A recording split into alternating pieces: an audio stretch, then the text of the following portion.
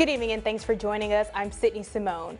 Texas Governor Greg Abbott has signed a bill banning abortions after the detection of a fetal heartbeat. The new law puts Texas in line with more than a dozen other states that have enacted so-called heartbeat bills. The measures ban abortions as early as 6 weeks. Texas law currently bans abortion after 20 weeks, with exceptions for a woman with a life-threatening medical condition or if the fetus has a severe abnormality. This new law would take effect in September. However, federal courts have mostly blocked the states from enforcing similar measures. Today, the Texas Health and Human Services Commission announced it will resubmit the state's 1115 waiver. In lieu of the state expanding Medicaid coverage, it provides millions in federal funding to hospitals to care for the uninsured. Today's announcement comes as a Senate committee hears a bill that would extend Medicaid coverage for new mothers in Texas from 60 days after giving birth to a full year. Democrats say much broader expansion is needed, and other bills aiming to expand Medicaid are already dead this session. But it is the good and right thing to do, and it does protect children, the unborn children, and then postpartum. That's obviously a great step, but what happens after 12 months? We still have parents who are not covered and kids who are not covered. The Texas Hospital Association supports the renewal of the waiver, in addition to the permanent expansion of Medicaid coverage in Texas.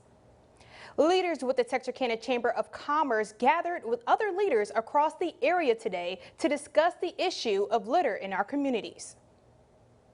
With the increased amount of trash on the streets, a group of retailers, community, city, and county leaders across Texarkana joined forces in a regional initiative to keep this area green.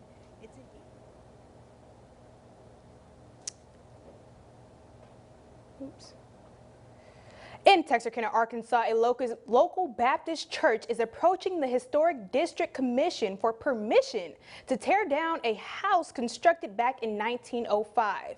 Beach Street Baptist Church owns the Claude Folk House on Pecan Street. Church officials say the home, which they purchased back in the 80s, used to be for events, has not been used in as much as they hoped.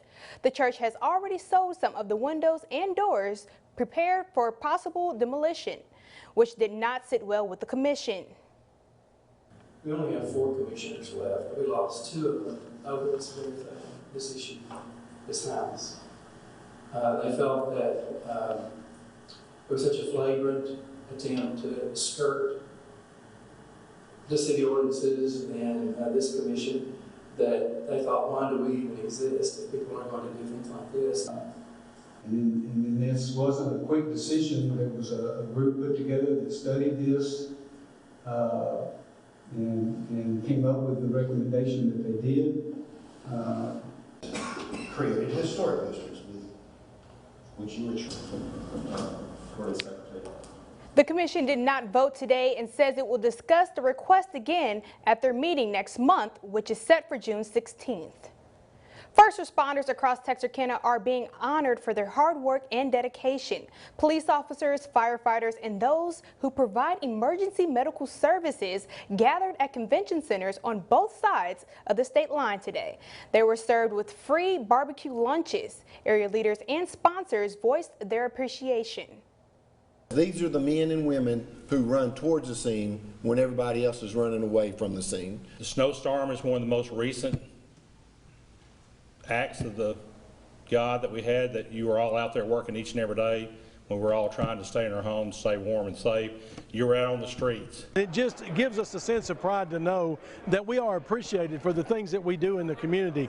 You don't see that in a lot of places throughout our country. It's just knowing that they are supporting us as we support them to take care of them and make them safe. We know that they've got our back as well. This week marks EMS Appreciation Week. National Police Week was recognized last week. Chief Meteorologist Todd Warren is next with your Texarkana First News weather forecast. And later, the story of the South Arkansas mother and daughter reunited after decades of searching. You're watching Texarkana First News.